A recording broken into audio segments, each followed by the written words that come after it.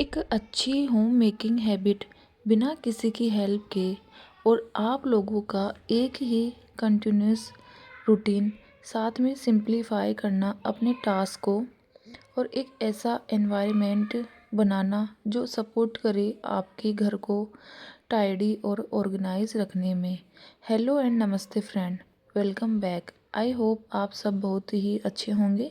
तो चलिए फिर स्टार्ट करते हैं आज के इस इंटरेस्टिंग से वीडियो में। तो आपके पास होने चाहिए कुछ ऐसे फैक्ट्स जिनके ऊपर डिपेंड करते हैं हमारी होम मेकिंग। तो सबसे पहला टिप्स है कंसिस्टेंट क्लीनिंग। इसका यह मतलब है कि आप क्लीनिंग को लेकर इतना कंसिस्टेंट हो जाते हैं कि अगर हम अपने क्लीनिंग रूटीन को ब्रेक देते हैं तो हमें पता है कि हमारे घर का क्या हाल होने वाला है और फिर हम मैनेज नहीं कर पाते हैं। तो आपको यह सिद्धांत बनाना है। देखिए, अगर आप लोग वर्किंग वूमन है तो यह काम आप लोगों वीकेंड्स में रख सकते हैं या फिर कोई भी और दिन जहाँ पे भी आप लोगों को थोड़ा सा टाइम मिलता है। और जो लोग घर पर रहते हैं वह घर को इस तरीके से मैनेज करे कि बाकी सारे घर के काम आपका क्लीनिंग रूटीन तरीके से चलता रहे। इसमें आपके पास कुछ ऐसे तरीके होने चाहिए जिनसे आपका घर का काम आसान हो, जैसे कि टाइमर लगा देना, म्यूज़िक सुनना और उसके साथ साथ कुछ ऐसी क्लीनिंग की टूल्स अपने पास रखें जो कि हैंडी हो। फटाफट से कहीं पे आप लोगों ने हैंग कर रखी है डोर वगैरह के पीछे, वहाँ से निकालना और अपना क्लीनिंग प्रोसेस आपने स्टार्ट कर दिया है। बहुत ज़्यादा बड़े क्लीनिंग टूल नहीं रखना है, ना ही कुछ ऐसी चीज़ें घर में लेकर आनी है जिन्हें रखने के बाद कभी वो यूज़ में ही ना आए। तो ऐसे छोटे छोटे टूल रखिए अपने पास जो हैंडी हो, सस्ती हो और हमारा काम भी आसानी से हो जाए। हमारी आदत होती है, हम लोग अपने घर चीज़ों को तभी ही ऑर्गेनाइज रख पाते हैं जब हमारे पास कुछ ऑर्गेनाइज़र हों। और बहुत हद तक सही भी है कि अगर ऑर्गेनाइज़र ही नहीं होंगे तो हम यह सारा सामान रखेंगे कहाँ। टेबल या किसी भी जगह पे यह बिखरा हुआ ही दिखाई देता है। तो बहुत ही ज़रूरी है कि आप अपनी चीज़ों को ऑर्गेनाइज रखें। कुछ ऐसे ऑर्गेनाइज़र हो, ज़्यादा महंगे नहीं बट सस्ते भी मिल जाते हैं आपको अच्छी क्वालिटी के सस्ते में। और उनके अंदर आप जो भी चीज़ें घर में काम आने वाली है और आपको पता है कि यह बाहर ही रहने वाली है तो उसे अच्छे से अरेंज व संभाल कर रखना पड़ता है, तो वह देखने में अच्छी नज़र आएगी। अगर आप उन चीज़ों को या उन ऑर्गेनाइज़र को डेली बेसिस पर भी देखेंगे तो वह बहुत बुरी नहीं लगेगी। आप एक रूल बनाइए कि जो काम आप करने जा रहे हैं वहाँ पर कुछ और काम दिखाई दे तो उसे क्विकली हमें साफ़ कर देना है। यानी मैं किसी भी रूम में कुछ काम कर रही हूँ और अगर मुझे कुछ सामान ऐसा दिख रहा है जो मैसी लुक क्रिएट कर रहा है तो मैं उसे सबसे पहले क्लीन करूँगी। यह रूटीन बहुत हेल्प करेगा। अगर घर के हर छोटे बड़े चीज़ों को आप साफ़ रखने में हमें आलस नहीं आता है, इन कामों को एक साथ करने में एक हैबिट और अपना रूटीन में ऐड कीजिए। वो है माइंडफुल ब्रेक, यानी कि जहाँ पे मन करे वहाँ पर ब्रेक लेना है। इससे क्या होगा कि हमारा काम के प्रति फोकस बना रहेगा। शाम का ऐसा रूटीन बनाइए जिसमें बच्चे भी आपके साथ रहें, आप भी एक्टिव रहेंगे और बच्चे भी। हेल्थ को लेके कुछ ना कुछ करते रहना चाहिए, वॉकिंग, रनिंग, कोई गेम खेल रहे हैं तो यह माइंडफुल ब्रेक्स आपकी होम मेकिंग में बहुत मदद करेंगे। थोड़े दिनों के बाद देखेंगे कि अपनी ग्रोथ बहुत अच्छी होने लगी है। अब बात आती है खुद को रेगुलर मेंटेनेंस की। तो यह हम सबकी ज़रूरत है। सिर्फ आपको अपने घर को मेंटेन करने के साथ साथ अपने आप को भी मेंटेन रखना है। इसके लिए जब भी घर के छोटे बड़े काम कर रहे हो तब वहाँ पे अपना एक फेस पैक बनाकर फटाफट से लगा लीजिए। रेडीमेड हो या होममेड हो सकता है। जैसे बेसन दही और थोड़ी सी हल्दी वगैरह डाल के अपना फेस पैक बना लीजिए। आप चाहे तो विटामिन ई का कैप्सूल भी ऐड कर सकते हैं। इस पैक को आप लगा के घर का काम कर सकते हैं। घर को संभालने में पूरा दिन निकल जाता है, लेकिन हमें अपने लिए टाइम ही नहीं मिलता। घर के कामों को आसान बनाना है तो जो सबसे पहला तरीका है वह चेंज करना है कि प्लानिंग के बिना काम की शुरुआत करना। देखिए, अगर कल की शुरुआत करनी है तो आज रात को ही 10 मिनट निकाल लो अपने लिए और फिर बैठकर सोचो कि सुबह आपने सबसे पहले क्या करना है। क्योंकि सुबह उठते ही हम फिर यह सोचने लगते हैं कि आज करना क्या है और उसमें हमारा 1 घंटा निकल जाता है। तो रात को यह पता होना चाहिए कि मॉर्निंग में आपको क्या बनाना है और सुबह की शुरुआत कैसे करनी है। मतलब अगले दिन की शुरुआत आपको पिछली रात को ही करनी होगी। इससे एक तो आपका काम आसान हो जाएगा और आपकी सुबह भी आसान लगेगी और आपको स्ट्रेस भी नहीं होगा, ना कोई टेंशन होगी, ना कोई चिंता होगी। आज आपने क्या करना है। दूसरा तरीका यह है, सब कुछ एक साथ करने की कोशिश ना करो। पहले मैं करती थी ऐसा, सारे काम एक साथ कर लूँ, लेकिन उसमें क्या होता था कि हमें बहुत ज़्यादा थकान हो जाती है, ना ही कोई काम परफेक्ट हो पाता अच्छे से। क्लीनिंग भी एक साथ में, कुकिंग भी एक साथ में, बच्चे भी एक साथ संभाल रहे हैं, यह सब आपने नहीं करना है। इससे काम ना तो जल्दी हो पाता है और ना ही पूरा हो पाता है। हमारी बस एक थकान ही हो जाती है हमारे पूरे शरीर में। तो एक बार में एक ही काम करना है। आप खाना बना रही हैं, जैसे कि आपने सब्जी वगैरह गैस पे रख दी है, तो उसके साथ साथ आप दूसरा कोई काम कर सकते हैं। लेकिन अगर ऐसा कोई काम है कि उस पे आपको ज़्यादा ध्यान रखना है, तो उसके बीच में आप दूसरा काम मत कीजिए। नहीं तो वह काम हो पाएगा ना और कोई दूसरा काम पॉसिबल ही नहीं है। तीसरा तरीका यह है कि अगर आप यह सोचते हैं, पहले मेरा यह हाल था कि मैं सोचती थी एक ही दिन में पूरा घर साफ़ कर दूं और उसमें मैं लग जाती थी।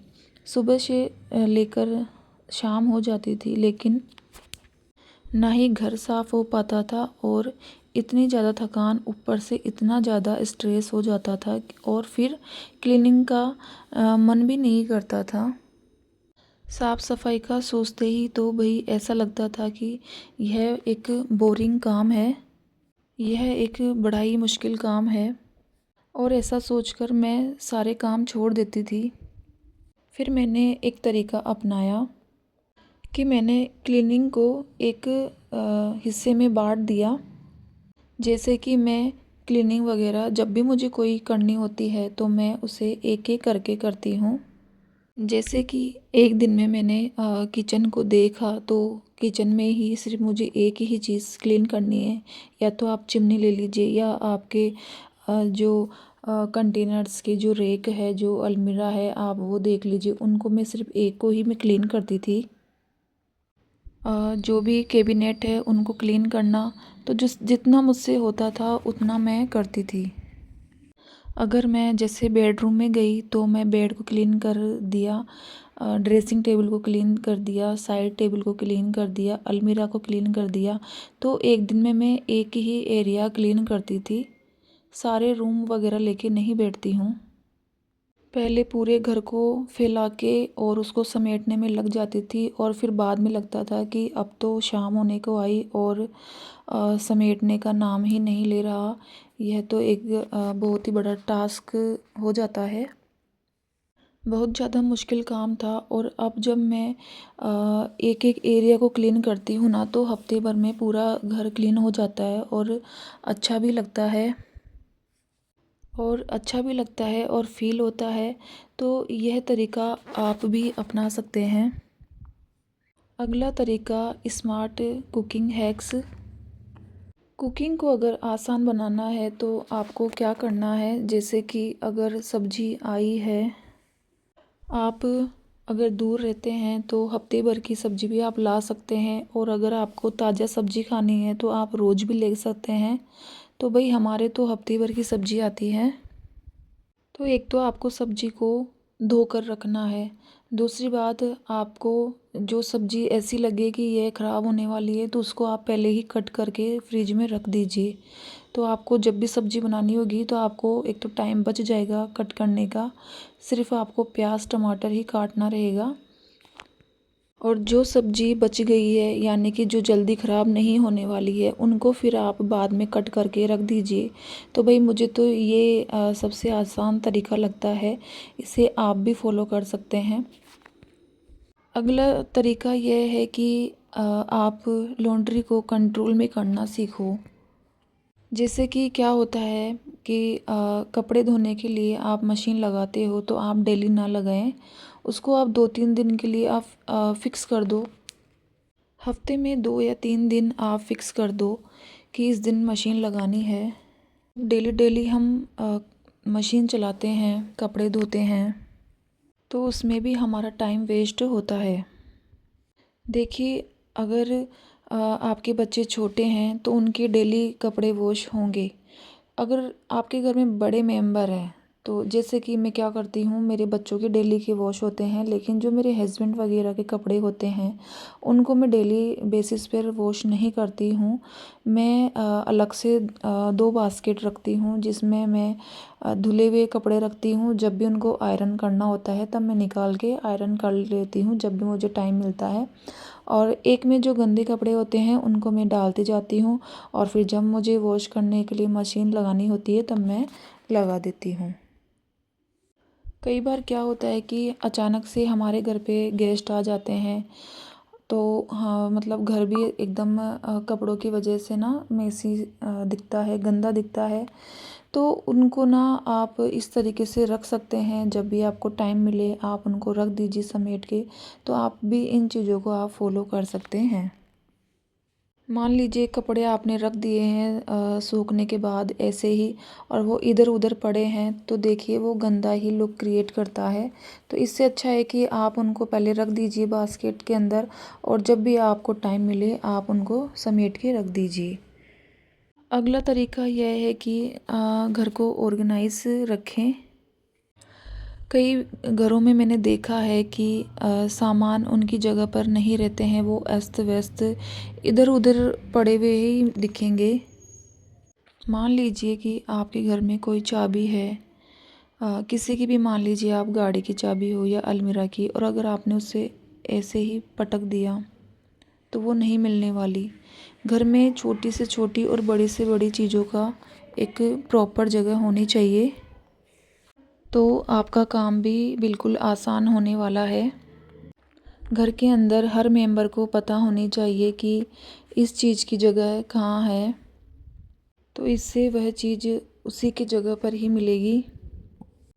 इससे क्या होगा कि एक तो आपका घर साफ़ सुथरा रहेगा, क्लीन रहेगा, और चीज़ भी अपनी जगह पर ही रहेगी। दूसरा, आपको स्ट्रेस भी नहीं होगा किसी चीज़ को या किसी सामान को लेकर।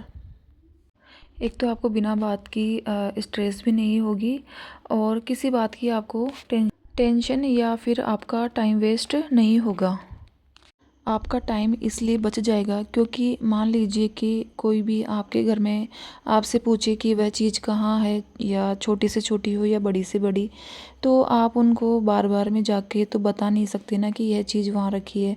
तो सबको आप समझाइए कि यह चीज़ यहाँ रखी है तो इसको यहीं रखना है, ताकि कल ना किसी को भी ढूंढना नहीं पड़े और आपको भी ज़्यादा टेंशन लेने की ज़रूरत नहीं पड़े। कई बार क्या होता है ना कि जैसे हस्बैंड वगैरह आते हैं तो वो चाबी को ऐसे ही डाल देते हैं, तो आप उसको एक प्रॉपर जगह बनाइए, जैसे कि गेट के पीछे हो, या जो आपका मेन एंट्रेंस एरिया है उसके पास में आप एक चाबी का एक स्टैंड बना दीजिए। वहाँ पर सबको पता रहेगा, तो इसमें आपको भी टेंशन नहीं होगी और आपका भी टाइम बचेगा। तो यह तरीका ना बहुत अच्छा है। हम महिलाओं को अपना स्ट्रेस और किसी की हेल्प लेना बहुत ज़रूरी है, टाइम बचाना। कई बार ना हम क्या सोचते हैं कि जैसे कि हम औरतों की ना एक गंदी आदत होती है कि सारा काम खुद से ही करने लगती हैं, और जब वह काम पूरा नहीं होता है तो इतनी टेंशन में आ जाती हैं कि ऐसे लगता है कि जैसे वो खुद एक उनको सुपर पावर मिली हुई है। तो आप ऐसा करना बंद कर दीजिए। देखिए, हम घर संभालते हैं, बच्चे संभालते हैं, फैमिली को मैनेज करते हैं, घर का जितना भी काम होता है उसे मैनेज करते हैं।